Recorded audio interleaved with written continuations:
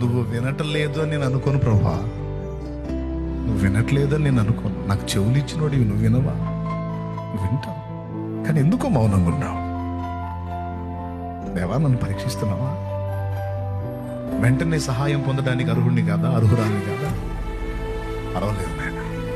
లేకపోతే నేను ఇంకా నలగవలసి ఉన్నదా? నా ఆర్తధ్వనులు ఇంకా నీ చెంతకు చేరవలసి ఉన్నదా?